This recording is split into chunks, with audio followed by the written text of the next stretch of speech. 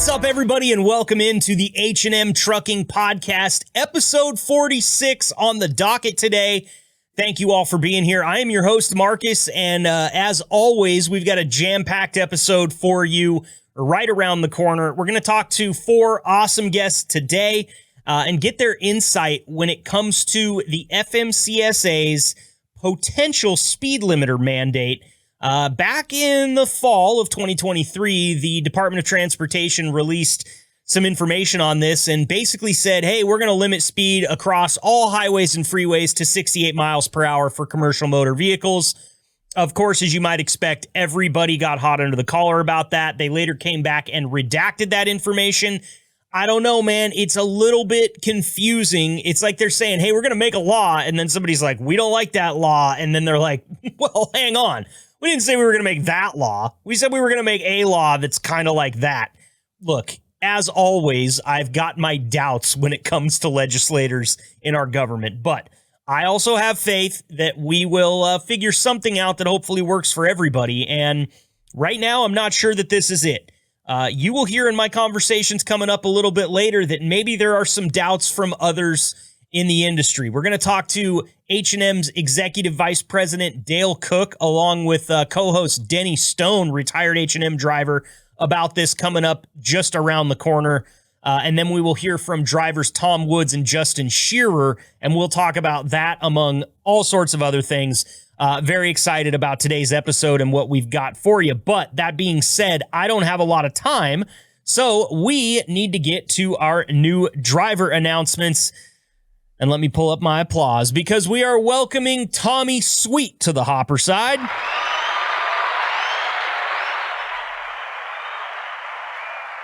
Welcome, Tommy Sweet. We are welcoming Mike Wellborn as the Southeast Regional Driver. What's up, Mike? Welcome to the party. We got Bert Weaver driving van OTR. What's up, Bert?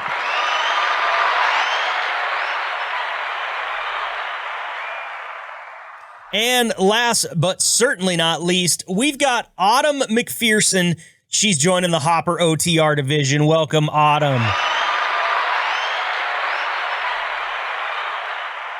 This has been such a cool thing that we've started to do when we're welcoming the new drivers, jumping on board with H&M each week. And I got to thank Sherry Vogler personally for that, okay? If you're walking around the office, you see Sherry bebopping around there, stop by and just give her a pat on the back and a big thank you from me and the rest of the podcast team.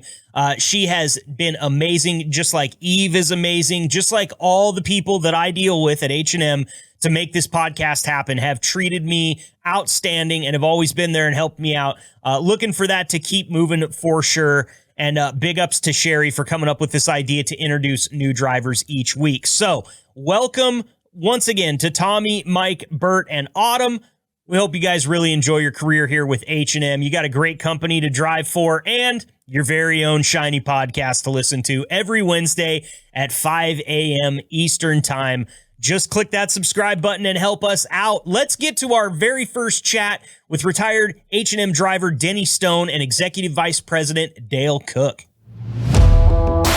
From Omaha, Nebraska, to whatever lane you're driving, this is the H&M Trucking Podcast with your host, Marcus Bridges. Welcome back in here to the H&M Trucking Podcast. I am joined with retired H&M driver Denny Stone right now. Denny joined me last week. We're happy to have him back. And today, even though you can't necessarily see it unless you're watching on YouTube, he's got this really cool background in his video right now. Million Miles with the H&M logo up at the top. Denny, thanks so much for being here today. Love the background. Oh, thank you, man. Appreciate it. Dale, did they ever get my name up on the wall? I believe so, sir. I don't go down to that lounge a whole lot. I'm not, in charge of toilet paper or anything anymore. So, but yeah, it's a nice board, and I'm 90% sure your name is on there. Okay. Yay. And that other voice you hear there is Dale Cook. Dale, thank you so much for being here again, my friend. Welcome back. Appreciate it. Today, guys, I want to start out by just reading a little blurb here. This comes from sambasafety.com. They did just kind of a smorgasbord of all the different things that are going to be happening this year in the trucking industry. And one of them really stood out to me as kind of a hot button. I hear drivers talk to me a lot about speed. A lot of the times what happens is a driver will get delayed at a shipper or receiver, and then he really is trying to get to that next stop, and they're pushing the speed to the limits of what is allowed, whether it be legally or within the company. And it seems like something that they're not always that happy about. And then I read this little blurb here, once again from sambasafety.com. It says a redacted DOT report ruffled feathers earlier last fall, suggesting that commercial vehicle speeds would soon be limited to 68 miles per hour on interstates and highways. The organization quickly backtracked and explained that the specific speed limit has yet to be determined. Evaluation is still underway. However, the official proposal will be published, December 29th, 2023. In addition to the maximum speed limit, the documentation will also outline which types of vehicles are subject to the new regulations. Now, 68 miles an hour is one that I've heard a lot, but I also, in doing some research on what the FMCSA was playing around with here, fellas, saw speeds as low as 58, 60, 65, and 68.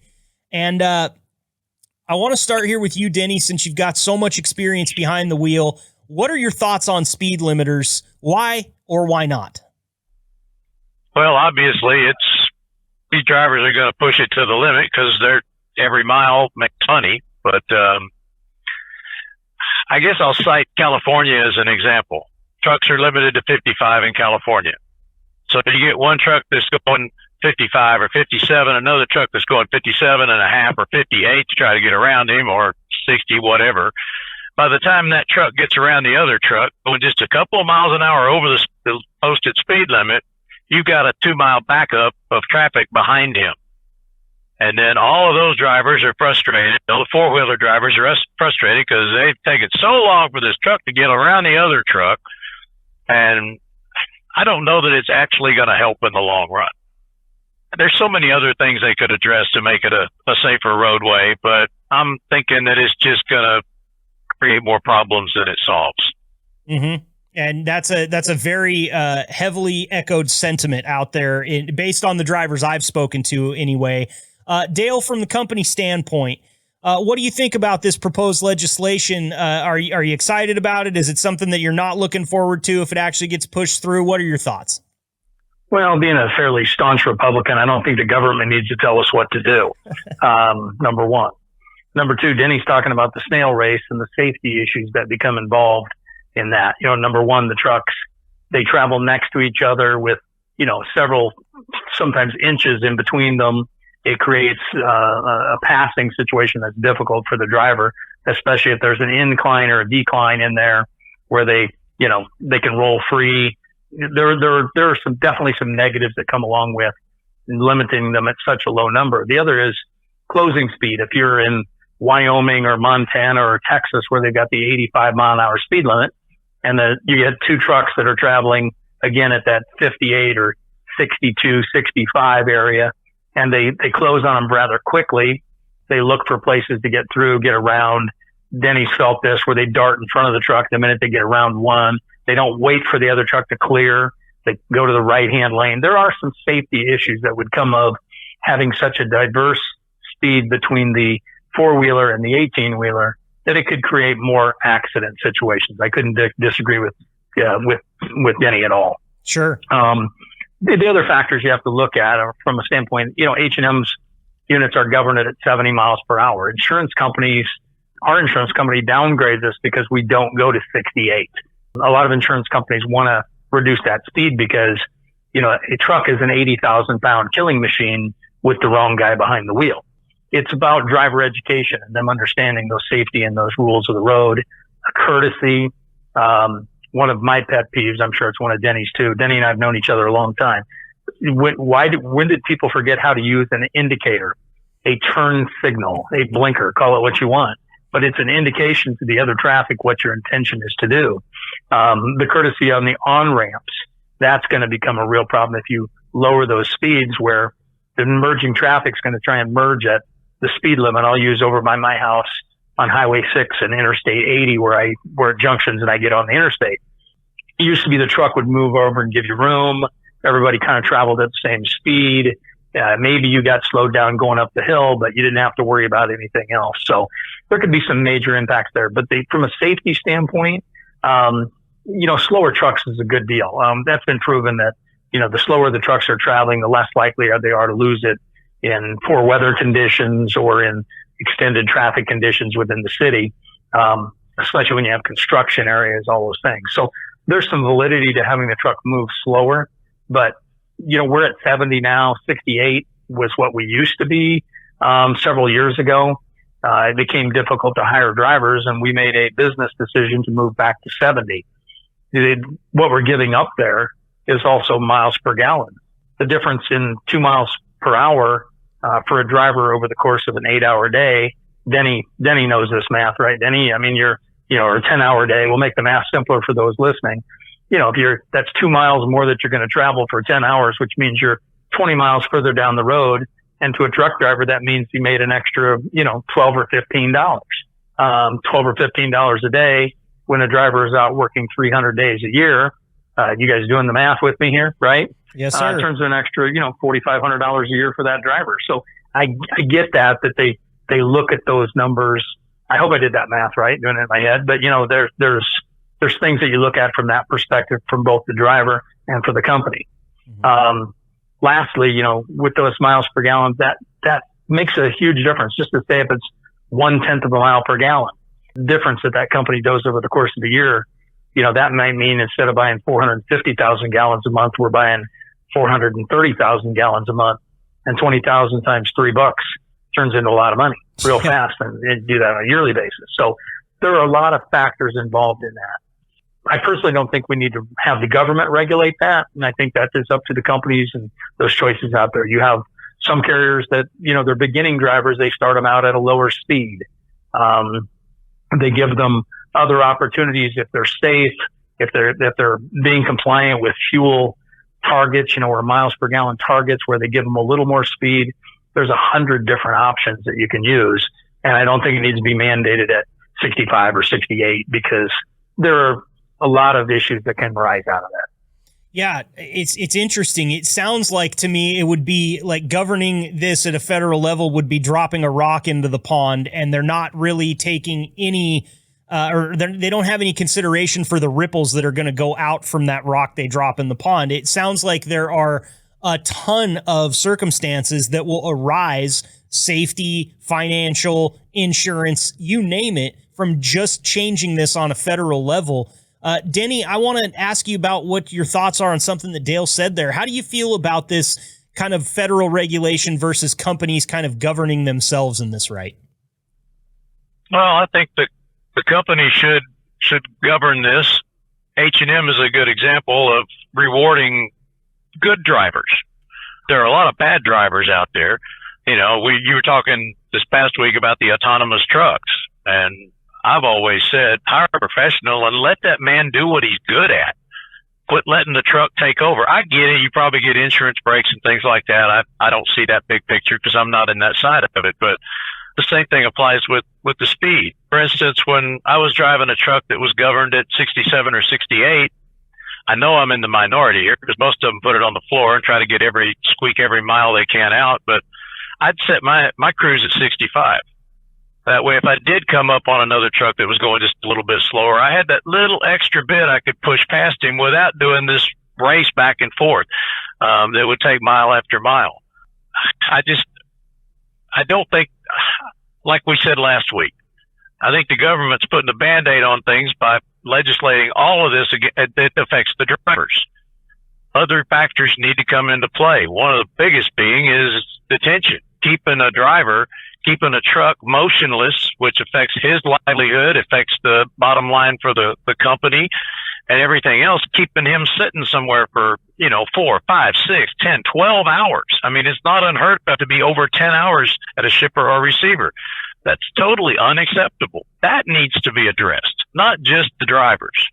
And I'm probably going to say things like that again. So just get used to it. You know, that's just fine, because that's exactly what I want to hear. I feel like having these conversations is kind of a step in the direction of trying to figure this all out. I don't think we're going to change the world here on the H&M Trucking Podcast, but if we can change one little thing for H&M drivers, then I feel like we've done our due diligence here.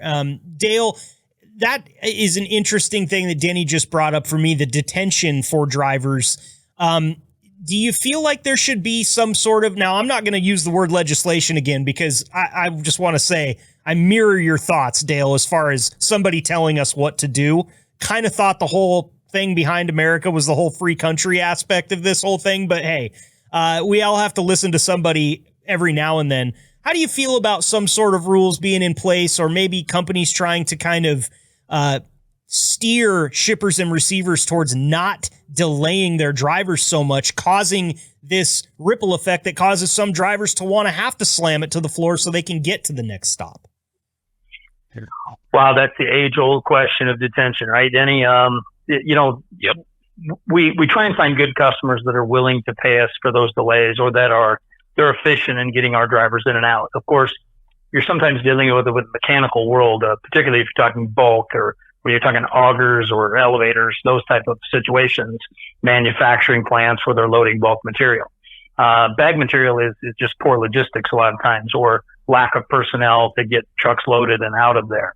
They schedule something assuming production is going to get it in the bag and it's going to be bagged and ready to go. Those things are never going to go away. Let's face it, this is not a purely automated and perfect world that we live in. Mm-hmm. You know, AI is going to help some of those things. There's going to be more sensors in the trucks that are going to make them safer. There's all that technology that continues to come. Denny and I started working, you know, when there was no such thing as a fax machine, for Pete's sakes.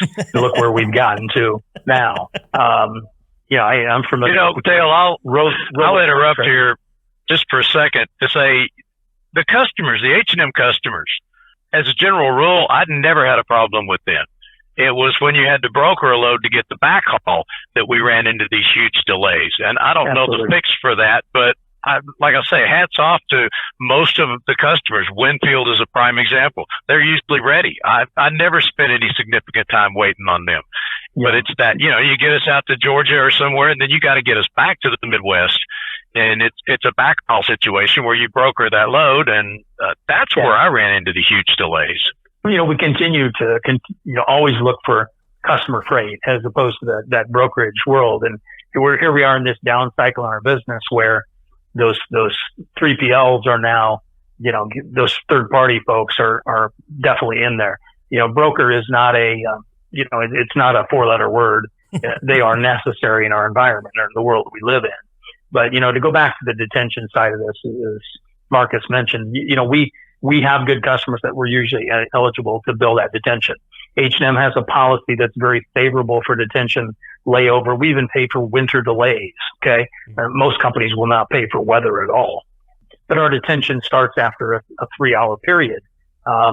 We have to balance that. It's really, you know, from a pay standpoint, if I could snap my fingers and change the world, the driver would be paid by the hour or by the day, just like the human beings that work inside of our office.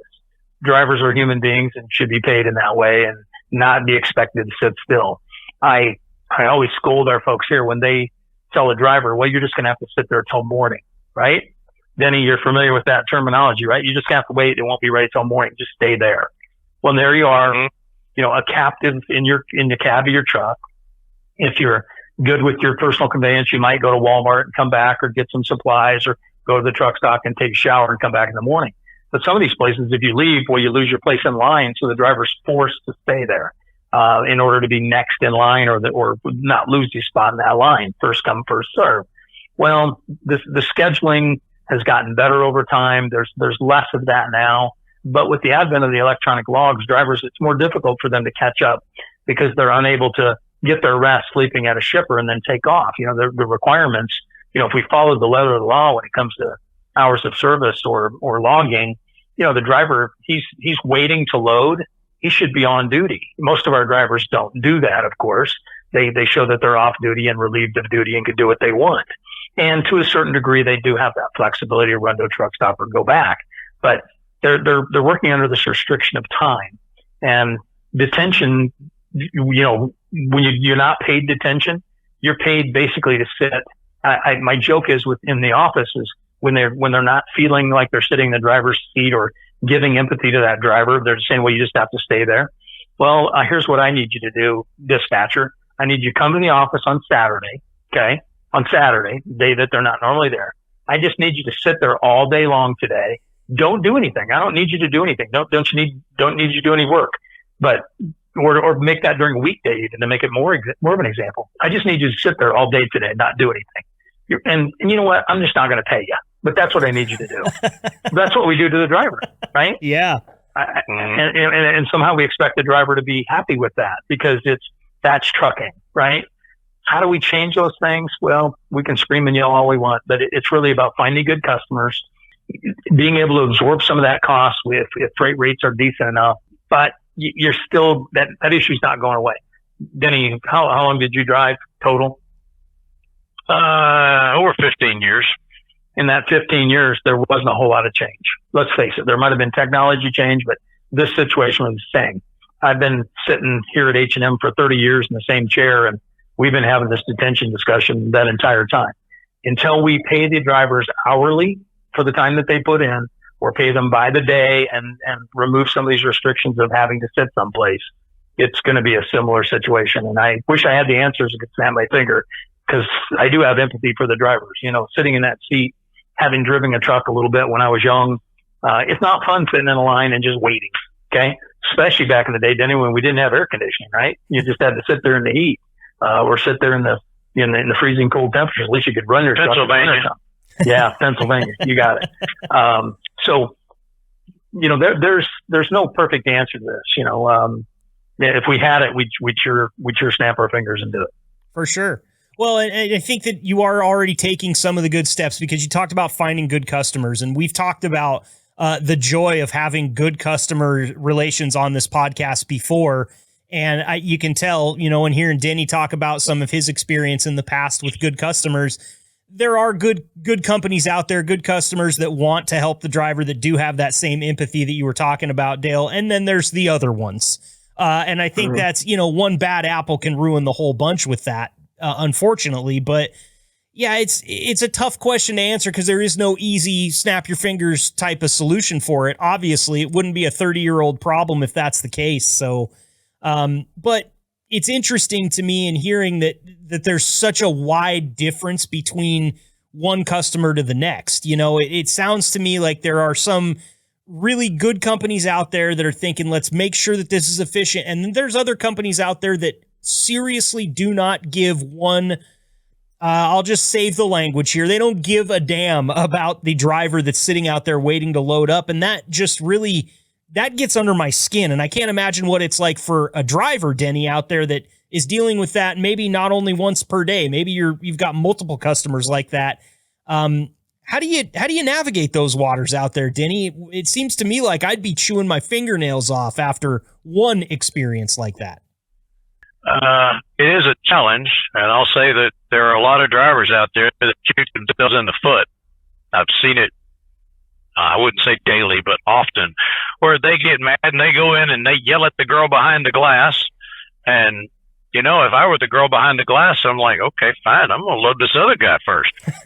No, they just keep going in and raising hell, and it's not doing them any good. Right. It's hard to hold your tongue when you've been there for a long time and you've been waiting, but to go in and yell at the people in the warehouse, really, I don't think does you any good in the long run. I guess I'm a rarity these days, but I read. My Kindle was one of my prized possessions on the road. I was usually reading 6 books at a time, and that's what I did while I waited. Other guys maybe play video games or watch TV, or I don't know, but that's what I did. I'd sit there and read. I'd read a chapter in one book, close it out, read a chapter in another book. It's still frustrating, but at least I had something to do besides just sit there and stew. Sure. Now, that's important. Everyone's got to find their own way. Yeah, you got to find your way to pass that time, because Stockholm Syndrome is a real thing. And you sit inside the same confined space for too long, you might end up with it. And nobody wants that. So, we've done some episodes on this podcast, too, about how drivers stay entertained on the road, different drivers picking different things. Definitely good to have a little bit of a variety there. And sorry for the shameless plug here, but there is a podcast that you can listen to. Comes out once a week, Wednesdays, 5 a.m., called the H&M Trucking Podcast, where you're going to get some great stuff from guys like Denny Stone and Dale Cook. So listen, all the funny stuff aside and tongue-in-cheek things aside, I wish that there was more that we could do through this podcast to help change this type of issue that you guys see with the delays. And I really do wish at the same time that we could do something about this legislation that seems like it really does want to come out. Dale, if you had to look into your crystal ball, do you think that the FMCSA is going to hit the industry with these speed limiters within the next year? Or do you think that this is something that can be battled back by those of us that fight for better things? Well, I think we all have a voice, and if those voices ring true together, yeah, we can hold things off like this. You can't, this is not a socialistic government that we live in just yet. Okay. And, let's hope that we can continue to be free in the U.S. and have a voice. Deregulation changed the trucking industry, and, it made it an economic boom. It changed, what people pay for the price of their food, all those things. So lack of regulation is something that we'd love to see more of. The requirements, the costs that get involved because the government picks and chooses. But we did it to ourselves a little bit when you had drivers who were willing to drive 20 hours a day, all in the name of a buck. It's about compensating those drivers fairly so they make a good living just like everybody else. And if I was to rub my crystal ball, I would think back into the 70s when they changed the speed limit to 55 everywhere to save on fuel, right? Will the government get it done at some point? Likely there'll be something out there. I think there'll be a lot of backlash. If it goes anything under 68, people are really going to scream. But there's so much of the trucking industry that's already slowed down to 65, 68, 70 that it's probably not going to make people scream enough. But if they drop that down, like you said, to 60, California, boy, there's my favorite state, right, at 55. Some of the other eastern states, 55. Do they have less accidents and claims and whatever? No, they don't. I mean, it hasn't been proven. In fact, it's just different types of accidents, I think. Mm-hmm. So will it save some lives at 68? I sure hope so. But we're going to stick at 70 here at H&M because we feel like that's fair to the driver. That's fair to those out there that are motoring public. And your guess is as good as mine, guys, is what's going to happen. So. Sure. Well, as their northern neighbor, Dale, I feel a lot the same about California. And if you ever want to come stand on the southern border of Oregon and give them a piece of your mind with me, please just feel free to crash at my place. All right. Yeah, I will just make one of those big signs and hold it up or something on the side of the road. There you go. Hey, that seems to be effective in California. So apparently. Let's try it out. Well, listen, Dale, we really appreciate the time here. I know you're a busy guy. I want to let you get back to it. I'm going to hang out here with Denny and talk this out a little bit more, but we'll let you be on your way. Thank you for the time, and we'll get you back on soon, okay? All right, I got one more thing to say. Old retired guy, give me a call, I know you got plenty of time on your hands. We'll shoot the breeze some more. All right? You got it, buddy. I miss you. Thanks, Denny. You bet. Thanks, sir. Marcus. See you guys later. Take it easy. You bet. Bye-bye. You bet. That is Dale Cook there, VP of H&M Trucking. And, Denny, it's really cool to hear the relationship that you guys very clearly had. You guys spent a lot of time working together, didn't you? Well, we did. We actually didn't communicate that much, but we always had a good relationship. Because obviously he's in the office, I'm on the road, he's busy, I'm busy. So we would visit from time to time, but it wasn't like we hung out and went to lunch every day or anything. I want to jump back, if you will, just a minute, if you'll allow me. Please. Still talking about the speed limit. I'll just say training companies, and you'll probably know who I'm talking about. One starts with W, one starts with S. I'll leave it at that. But they would restrict their drivers to less miles per hour than we were. Mm-hmm. And what I saw happening virtually nationwide is these guys are trying to make up what they've lost when they get inside a city limit. Oh, so they're flying by. Speed limit may be 35 inside. They're doing 50, 55. So I would expect more accidents to happen inside cities if the legislation comes down and all drivers are restricted, there's going to be many more of them that are going to be trying to make up that time going through where there's more access points. That, you know, in the interstate, you've only got so many places where somebody could come on.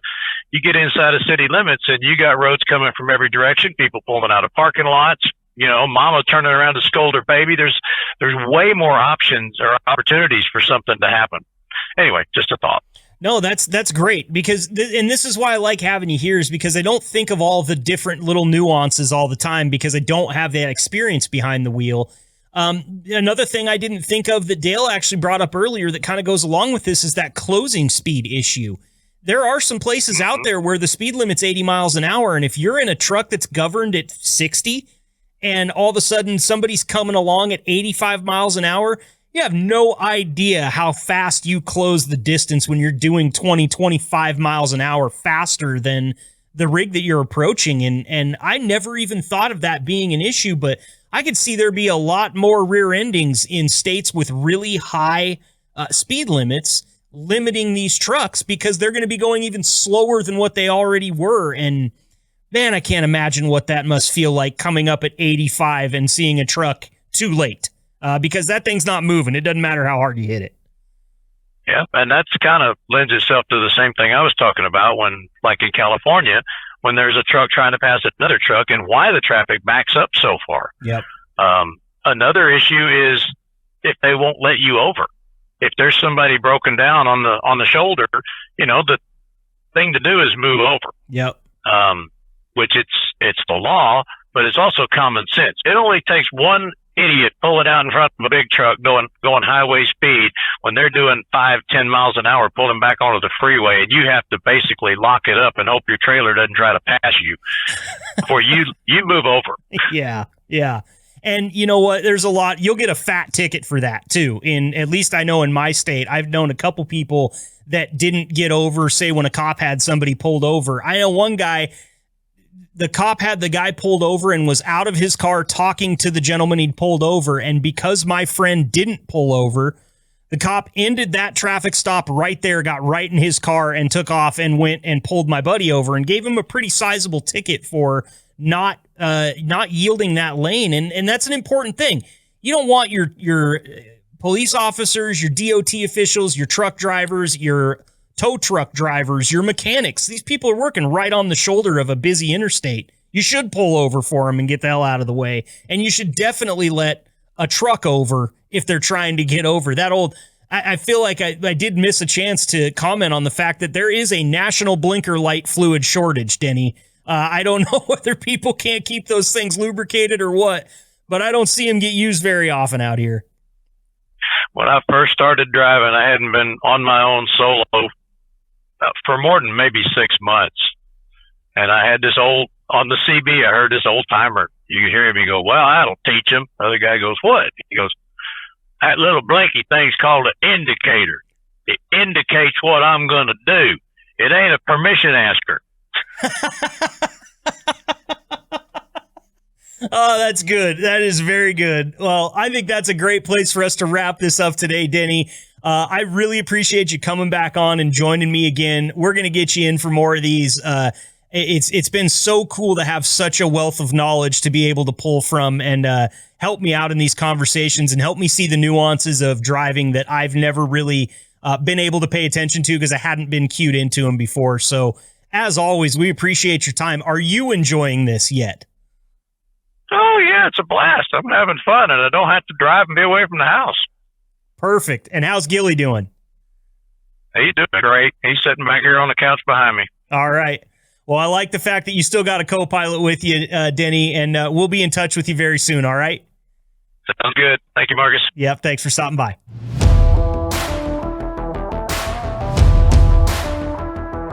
Time to get some drivers on the horn here and find out what their thoughts are on this whole speed limiter rigmarole, if you will.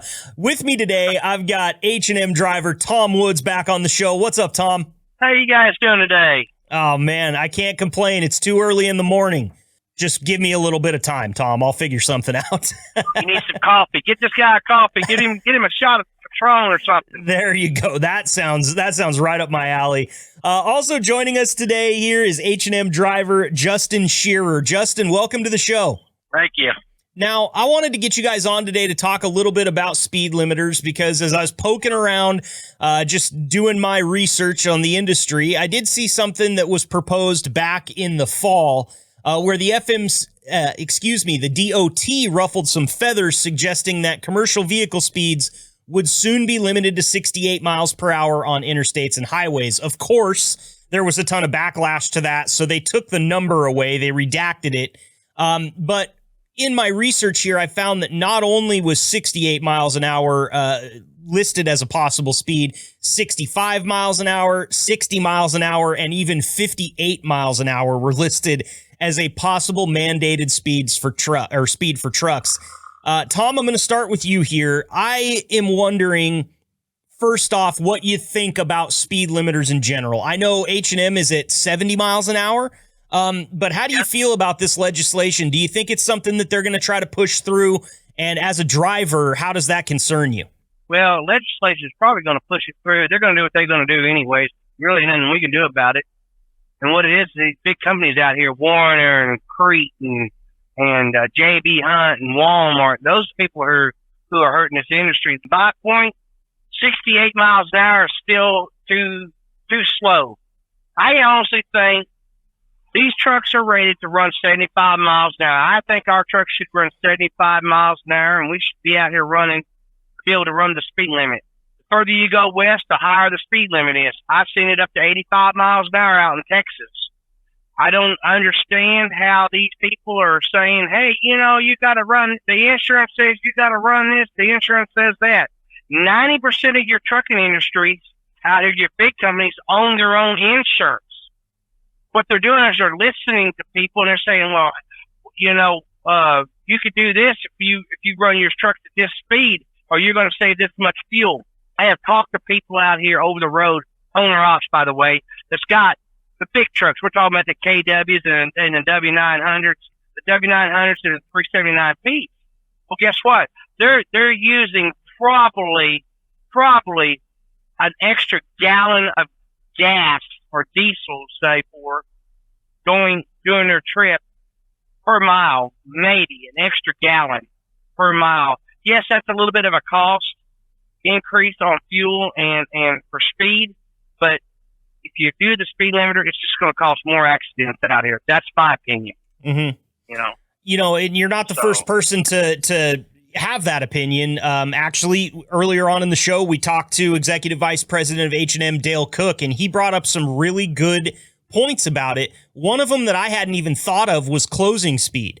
It's got to be, you really have to be paying attention. If you're a four-wheeler out there doing 85 legally, and there's a truck in the right lane doing 58 because that's as fast as they're legally allowed to go, I mean, you got to wonder if you'll even have a chance to react to that when you see it, if you're coming around a bend or something like that. So I do see, in the backups, Dale called it the snail race. When one truck's doing 58 and a half and the other one's doing 58, they're going to back up traffic for miles behind them because they can't accelerate even a couple miles an hour to get past that truck they're trying to pass. So absolutely. Now you do understand weight difference. The truck's passing me right now, going down the road right now. But I'm running my speed limit 60. I'm running actually 67. So I'm going down the road. This guy right here, he don't have a load on, but I do, and I'm going down the road. My truck's a little slower, but his is just a little bit faster, and he comes around me. What if it's the opposite? Or what if we're both trying to pass because maybe he goes 2 miles an hour faster than I do because maybe they did set the speed limiter at 68, and maybe H&M decided to drop theirs down to 66, and maybe my truck weighs a little bit more than yours or a little bit lighter. So that means I get down the road, so you're still going to have that problem. These trucks just going to say, I can beat you. I can get down the road faster than you can. And all we're doing is out here fighting each other, Right. Justin, how do you feel about this possible speed limiter legislation? Yeah, I agree. I think all this is going to do is plug up the highways and byways more than it already is. How much of a difference do you think 2 miles an hour would make, Justin? Now, you guys are, like we said earlier, H&M's got them governed at 70.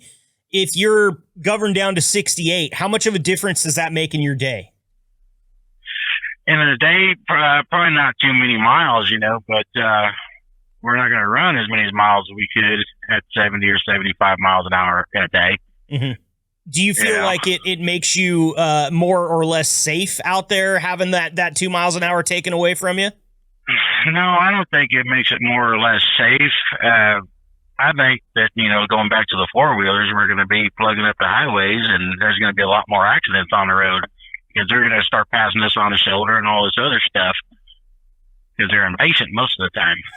Yeah, that's probably the best word ever used to describe four-wheelers, at least in my experience. I can't even imagine what it's like for you guys out there. Yeah, it's horrible sometimes, especially in traffic. Yeah. I can tell you right now, you can tell a four-wheeler going down the road that's somebody in their family, or maybe they're slow down and give you that flashlight to get you to come on over to get around another vehicle, another truck. You can tell there's some of those people out there, but that's one in probably 1,000. Yeah. Well, I've tried to become one of those people, Tom, and I've learned little things from talking to you drivers as much as I have. And for instance, Chris Toogood, back when he used to come on the podcast, told me, he said, man, if you're going to flash your lights at me and you're behind me, just flick them on and off. Don't hit me with those bright lights, man. Those things are pointed up right into my mirrors. And I thought, man, I've been flashing you drivers with my bright lights to let you know that you can get over my entire life. And I didn't know, I was trying to be courteous. I didn't know at the same time I was being sort of an ass. Yeah. But I try. Yeah. That's one of the things I hope that this podcast can do. If there are some four-wheelers out there listening, try to be a little bit like I'm trying to be here and heed the advice from the professional drivers that you get, because trust me, they're out there a lot more. They know a lot more than what you do. And that's why you guys are such a wealth of information for this podcast. Right. It's hard. We're out here working. We're not out here joyriding down the road going to sleep around on Grandpa. And I'm going to tell you right now, there are back roads for these people to drive down so they don't have to, so they can be out of our way, you know what I mean, while we're out here on the road. I mean, honestly, truly, probably 60, 65, maybe 70% of these people out here don't even really need to be out here on the road, Yeah, they're just out cruising. I mean, I used to do it all the time, man. I grew up in a small town. The only thing we had to do was drive from point A to point B and then turn around and go back to point A. It's definitely a thing that happens in rural areas, especially when there's not a lot to do. And that is an interesting point that you bring up, and it's one that I think gets forgotten, is that you guys are out here doing a job. You're not just out just driving because you really enjoy it. You've got a place to be. You're scheduled on when to be there. And that's why it's so interesting to me that 2 miles an hour could make such a difference. If we're talking about a 10-hour day, that's 20 miles that mathematically it says you're not going to put on. So what does that do to the schedule? I want to tell you this. I do want to say this. Justin made a comment about driving 68 miles an hour. Would that change a difference in the mileage?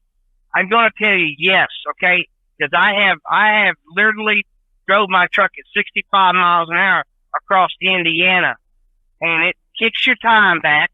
You're wasting more time out here getting down the road, okay, for one.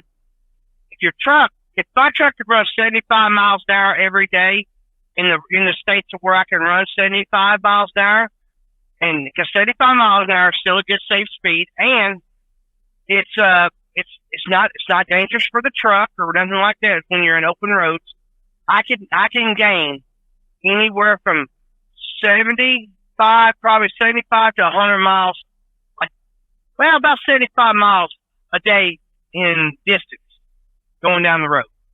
So yes, it will help me get to my destination faster, help me get more miles down the road at the end of the month. You know what I mean? We gain more miles, that's how we get paid and make a little bit more money by the end of the month, So sure. Yes, 75 miles an hour I think would be a good speed for the trucking industry to get us down the road faster and all that. How do you feel about that, Justin? Yeah, I agree. I don't know. I mean, 70, 75, it's not going to really give you that many more miles per day, I don't think, and add that much more to your paycheck every week. But it's the difference between, having to park somewhere unsafe versus make it somewhere, where you're safer to park at the end of the day. Mm-hmm. Yep. Yeah, and that's a big one because there's not a lot of open parking out there. We've had that conversation plenty of times on this podcast. Absolutely. What do you guys think about the delays at shippers and receivers, the detention that you guys end up sitting there just kind of passing time and waiting for? Do you think that has an effect overall on drivers trying to get places quicker, trying to increase their speeds because maybe they lost some time at a shipper or receiver? Yeah, I mean, what we're doing, we're not spending too much time at the shipper or receiver pulling hoppers, but the drive-ins, I'm sure they're probably sitting indoors or docks waiting for hours on end. By the time they get loaded, everything might be out of hours right for the day, and can't go nowhere. Last night I had to sit for, I was at my receiver for 6 hours. 6 I hours? got unloaded last night. 6 hours last night before I got unloaded. Yes. And was that because they were short-staffed or there was a huge line of people? What caused that delay, Tom? Man, the product in these trailers, it gets, they're loading them, and then it's compacted, and we get there. Well, I got there and I had to sit there for 3.5 hours before they called me back to unload. Okay, then they called me back to get probed and to get my product checked. Then they pulled me around to the door, which I sat there for about 35 or 40 minutes, and then I pulled in. And of course, you're the only manual labor that unloads that. Sometimes it comes out good, sometimes it doesn't.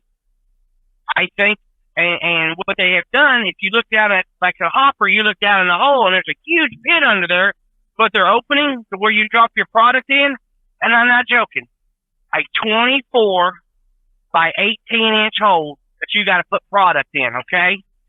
We're so worried about we're slowing the time down to put a product in a pit that is humongous under there, and they just covered it up.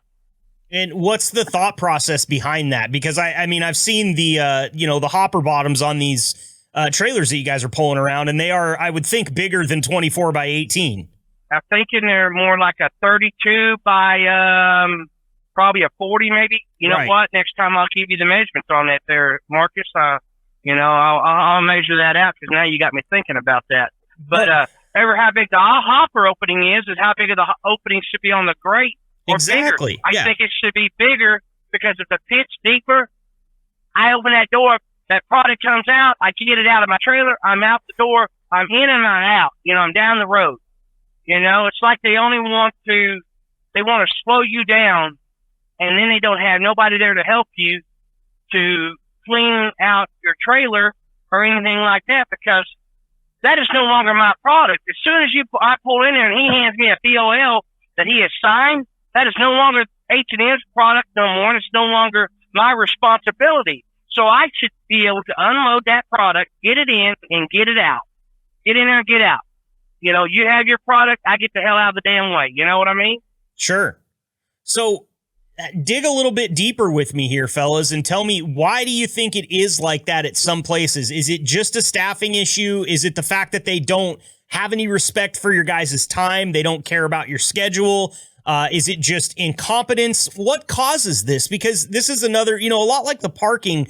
The more we talk about this issue, the more it sounds like it's a way bigger issue than what people that don't drive every day kind of understand.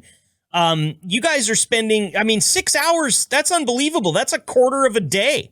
That's way too long to be sitting at one place just twiddling your thumbs. And if that's happening multiple times a week, what types of time loss are we talking about here? You could lose an entire day if this happened to you 4 times in a week, and that doesn't seem too out of the ordinary. Justin, an entire day? How about 4 days? Marcus, what about that, Justin? Yep. 4 days.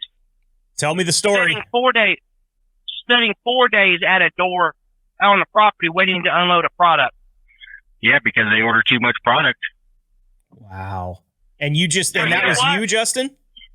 Yeah, I've had that happen before where they order too much product, and I've sat there for 3 days over in Ohio somewhere waiting to unload product, yeah. And those 3 days, you're not making any money, right? Oh, we get Yeah, we make a little bit of money. We get layover pay, you know. Oh, okay. Okay. It's not a lot, but it's better than nothing. Sure. Okay, so this let me throw this out there. Retention pay. So it's called retention pay for a reason. Okay. So or layover, whatever you call it. Okay. So this is how this works. If I was an owner op and I pull in Alden, Utah, for an example, because this is how this works. If I was an owner op, and I gotta sit there every day. I sit there. I get $500 to sit there. Right? That company H&M is going to cut me a check for $500 a day for being an owner op. I get all of the retention or layover pay. Right?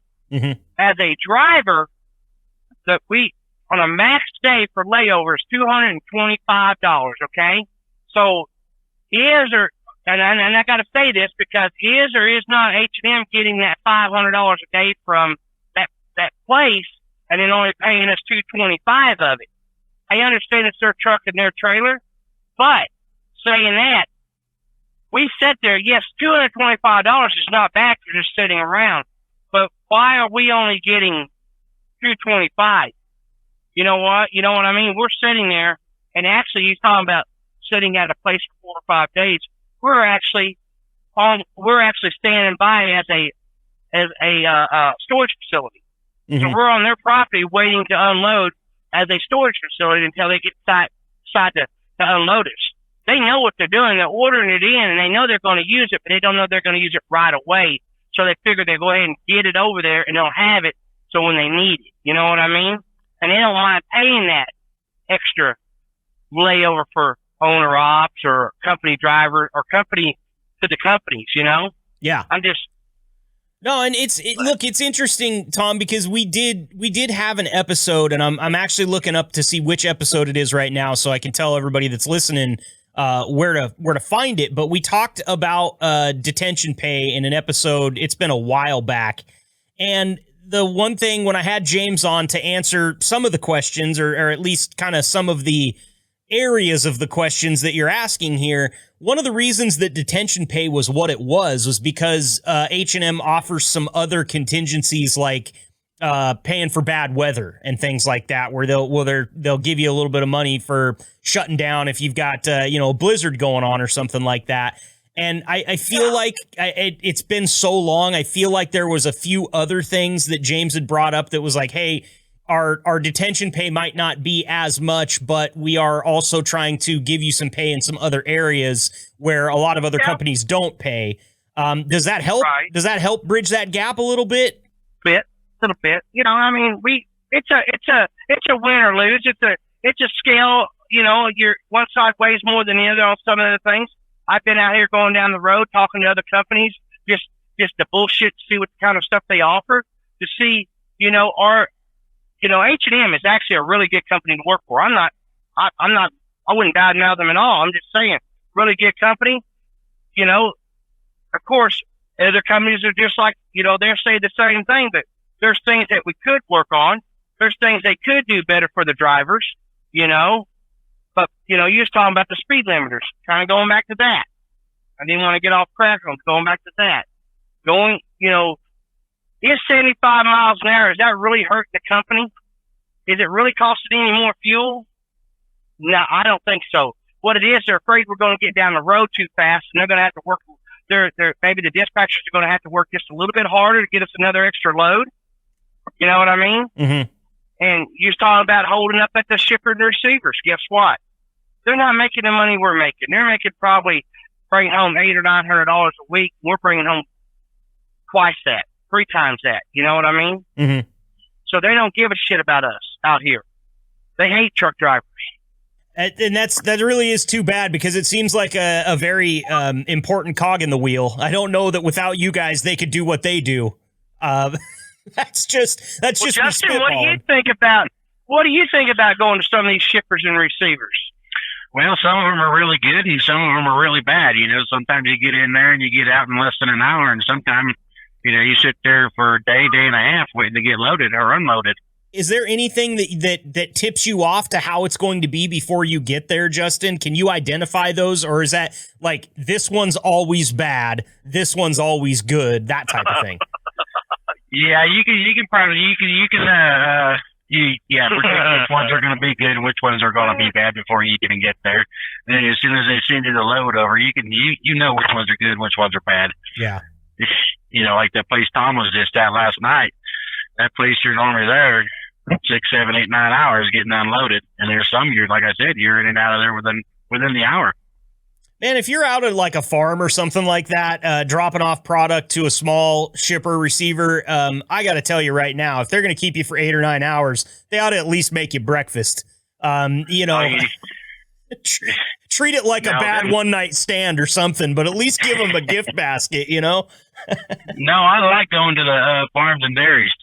Those ones you're in and out. You just dump it on the ground normally, and we're out of there. Okay, gotcha. So that works out good. And the places to go. Let me tell you where the places to go. The places to go are the places where you go to load and you load on a set of scales. You get exactly what you want. You don't listen. So you go in. Oh, you got to load off your gauges. Okay, so they don't list it to you because they don't give a shit. Period. Getting me fired up here, Marcus. They don't give a shit, so they overload you on your fucking drives, okay? And then they overload you on your trailer. You go around and you got to drive back out, drive around there about 200, 300 yards. You got to scale out. You got to get on the scale. Oh, you're 1,000 pounds over. You got to back up. You got to see which one's over. You got to let that much product out. Then you got to go back over there, scale out again. Make sure you're still not overweight. Make sure you're still not over axles because they want to bitch about that on the FMCA book. Complain about oh my God, we're gonna have to write you a ticket because you're 350 pounds over on your axles. That's not hurting a damn thing, But then you got those places you go and they load you on a scale and they get exactly what you want, and you go around and you get your paperwork because they already scaled you out and sent that over to the office. And you pull over there and get your paperwork. You ain't got to wait there very long. Mm-hmm. A place that I love to unload. I go there any day.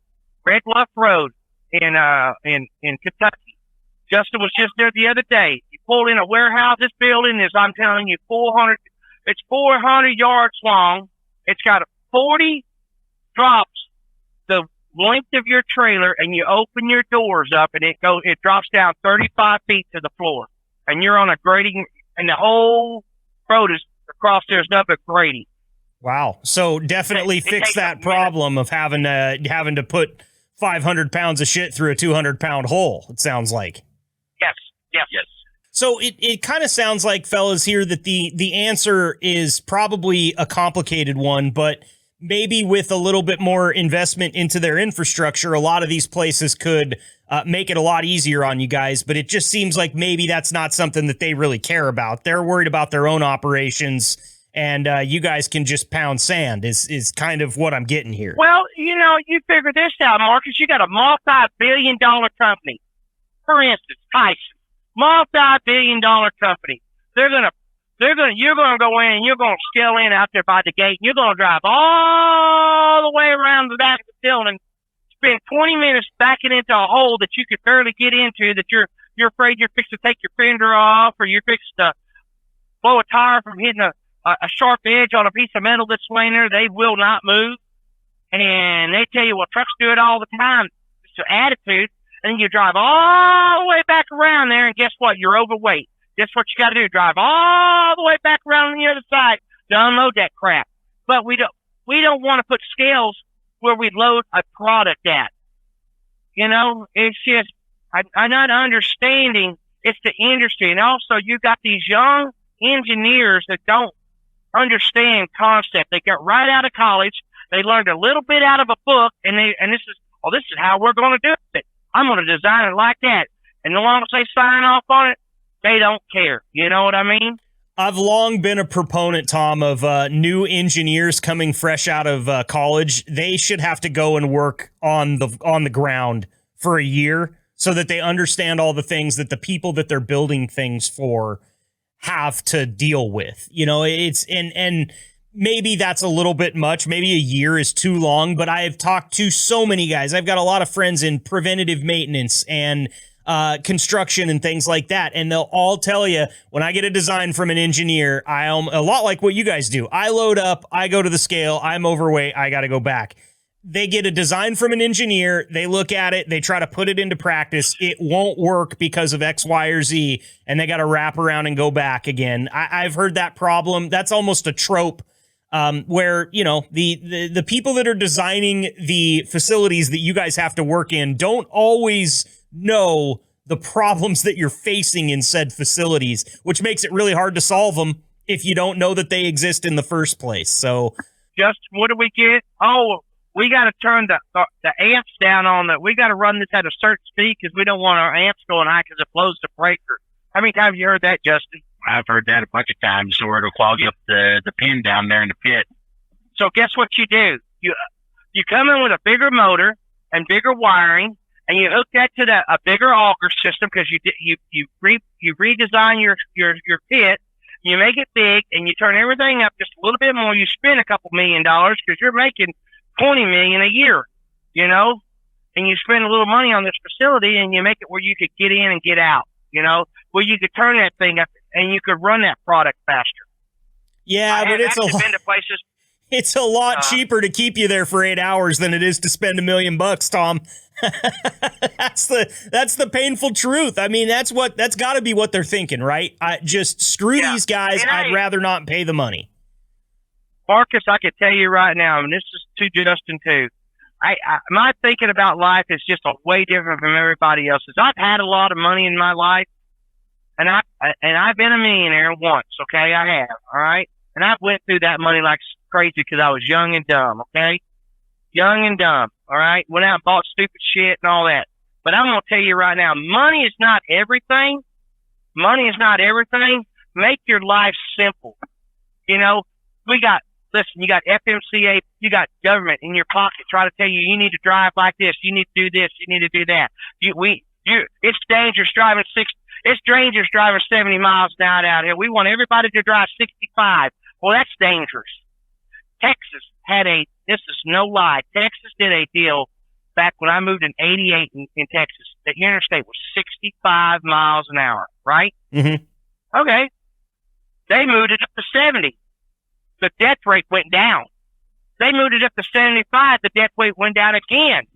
Interesting. So the speed is actually on. Let me tell you something. You go on a 2-lane back road in the state of Texas, no joke, 70 miles an hour. And we're talking about states like I'm in right now, Indiana, 55, Iowa, 55, Oregon, Nebraska, 55. Yeah, Oregon. 55. But you go to Texas, it's 70 miles an hour on 2-lane highways in Texas. Wow. Because of the death rate has went down because the speeds went up. You know what I mean? Right. Yeah, they can see that shit and they can track it. And that's what it's all about is data. And it seems like we have a lot of data from drivers saying, hey, I'm wasting a lot of time at these shippers and receivers. And I don't think governing your speed down another 2 to 5 to 10 miles an hour is going to do anything to help any of these problems that we're currently facing. So they drop your speed. Guess what that does? That drops the miles you make a week, and it drops the miles you put in a week. And guess what? That means H&M. I'll just throw H&M out there. Okay, if you're going to drop my miles week because I'm only going to be able to run 2,100 miles, does that mean you're going to pay me 85 cents a mile? Right. I feel you, man. You know? Well, listen, guys, as much as I hate to say it, I would like to continue this conversation for another hour and a half, but we're up against the clock now. This episode's already going to be longer than what we normally do. So I want to thank you guys both for being here today, Tom Woods and Justin Shearer. I always do this before we sign off, and I want to leave a little bit of time. Justin, I'll start with you. Is there anything you want to say to any of your fellow drivers, fellow employees, maybe some family that's listening, or anybody else? If that's the case, the floor is yours, my friend. Just be courteous to other drivers out there. That's all I can say. There's a lot of, not very much common courtesy out here anymore. Just be courteous to your fellow drivers. Well put. How about you, Tom? Oh, I'm gonna agree with Justin on that. Just be respectful. Look here, like I said, I'm out here working. I ain't out here joyriding down the road and going to see Grandma and Grandpa. And be careful. Stay away from big trucks. If you're a fooler out here driving, stay away from big trucks. I'm out here working. I'm not out here for the pleasure. And don't brake check nobody. That's not good. And don't tailgate either. That's not good either. Yeah, both of those things are asking safe. for an accident for sure. And Be Tom, safe out here. Tom, are you bald? Bald? Yeah, are you bald? Because I feel like I don't know why you insulting me like that. That kind of hurts my feelings. No, I'm just wondering because since you started coming on the podcast, sometimes you get fired up, and I'm worried that you might be tearing your hair out after you hang up the phone. Well, I cut it to two. I do a number 2 on my haircut, so no, I'm not bald. Okay, good. Well, just don't tear your hair out for me, Tom, because I love having you on here, and I know sometimes we get you fired up, man. I don't want you to not come back, you know. You got me anytime you need me, and I met Justin on the road in West Memphis. Let me tell you something. We discussed some things out here. We discussed stuff out here about the way the industry is, and it's very frustrating. Mm-hmm. I can tell. It's very frustrating. Sure, it is.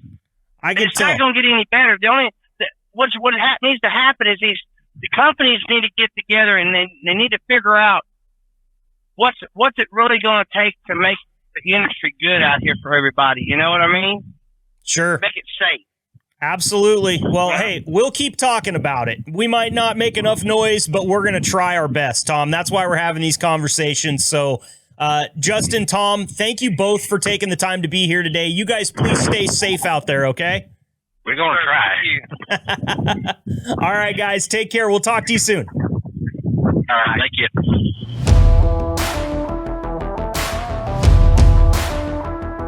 There you have it, H&M Trucking. Episode 46 of the H&M Trucking podcast is in the books.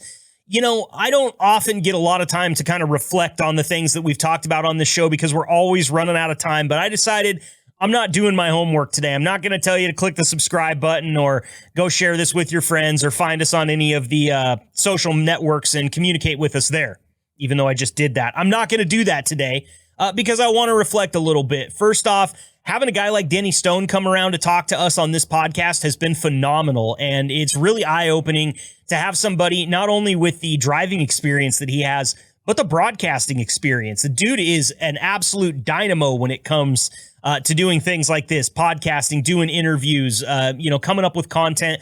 I'm really looking forward to what Denny's going to bring to this podcast in the days ahead of us. I'd also like to thank Dale Cook. That guy could have his own radio show, no questions asked. He's always just so well-spoken. He's got the voice for it. He's always got something to say. Hats off to Dale Cook coming on and giving us such a great interview today. Really appreciate that. As for my drivers, Tom Woods and Justin Shearer, you guys were awesome, man. That was so much fun. I don't like it when I get Tom fired up. I like it because it's good for the podcast. You hear Tom get fired up, but I hate having to get off the phone with him knowing that I just got under his skin a little bit, fired him up, and then I just hang up and he's got to go deal with that. I will send Tom a text message, make sure he's doing okay. He's been really awesome on this podcast. In fact, he was the one that suggested we get Justin on for his first appearance, and Justin did a fantastic job. So Tom and Justin, if you're out there listening and rolling right now, please be safe, and thank you for coming and spending the time with the H&M Trucking podcast. I'm endlessly thankful. If you guys want to be on this podcast, I would urge you to contact Sherry Vogler there in the front office. We have a list of drivers that we're pulling from constantly, and we're always trying to add to that list of drivers that are willing to come on whenever we want to have a conversation. And I think you're going to hear a lot in the future of these conversations are me getting on with a couple of drivers and letting them kind of hash things out, talk about some of the issues, talk about the good, the bad, and the ugly. I love having two of them on at once, man. It gives us this extra perspective, and it allows the drivers to go back and forth a little bit so you can hear the things that they're really dealing with out there. And that's what this show's been really good for, is to peek behind the curtain a little bit, see what a day in the life of a driver is really like, the things that they deal with, the four-wheelers out there driving them nuts. Man, if nothing else, this podcast will make you a better four-wheeler for driving around big rigs. That's all I can say, because if you haven't heard these drivers come on here multiple times in a row and say, God damn it, these four-wheelers, we get it. And I can speak for myself in saying I'm trying to be better. I promise you that. All right, that's going to wrap it up for today. Episode 46 was awesome. Look forward to episode 47 next Wednesday at 5 a.m. I feel like there's something I'm forgetting here. Oh, stay fresh, cheese bags. I almost forgot. Thank you for listening to the H&M Trucking Podcast.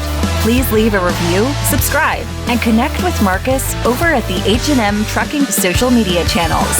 And if you're considering a job at H&M, find us at hmtrucking.com. Until next time, stay safe and ahead of the curve drivers.